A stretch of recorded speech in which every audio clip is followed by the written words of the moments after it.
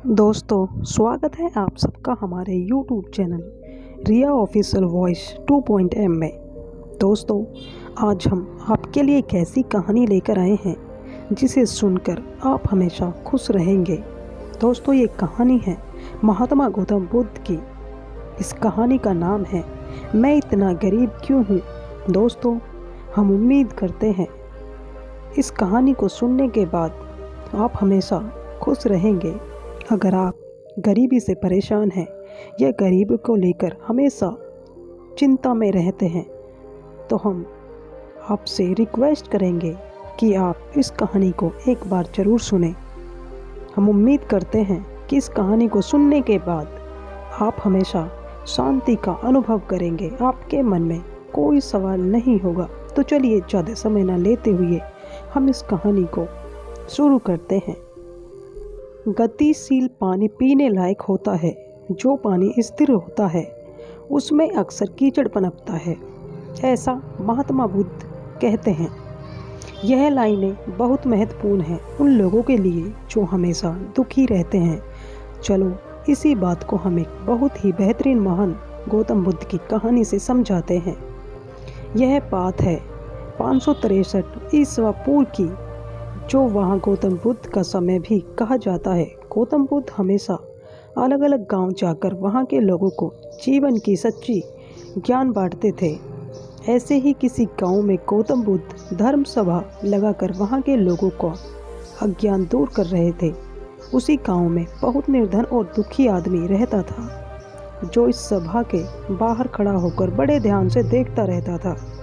वह देखता था कि जब भी कोई अशांत और दुखी आदमी इस सभा के भीतर जाता है तब ऐसा लगता है जैसे वो दुनिया का सबसे बदनसीब इंसान हो, मगर लौटते समय उसके मुख का तेज और खुशी दुनिया के सबसे खुशनसीब और सुखी इंसानों वाली होती थी।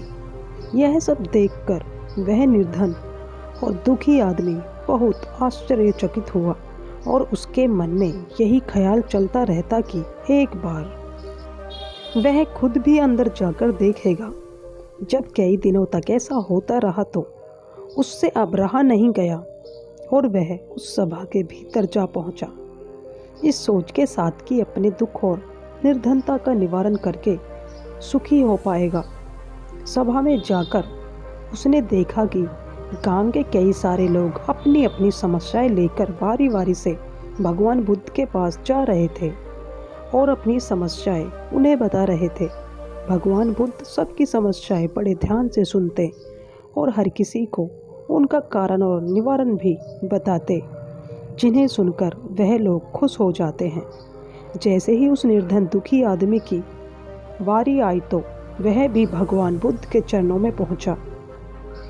उसने अपनी गरीबी और निर्धनता का कारण पूछते हुए भगवान बुद्ध से कहा कि मेरे इस गांव में सभी लोग अमीर हैं, सबके पास बहुत धन है, जिससे वह सुखी भी हैं।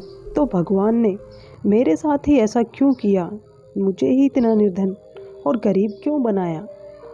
गौतम बुद्ध ने उस व्यक्ति की तरफ देखा और मुस्कुराते हुए कहा, तुमने अपने जीवन में कभी भी किसी को कुछ भी नहीं दिया, इसलिए तुमने निर्धन और गरीब हो। यह सुनकर उस गरीब को और भी ज़्यादा आश्चर्य हुआ।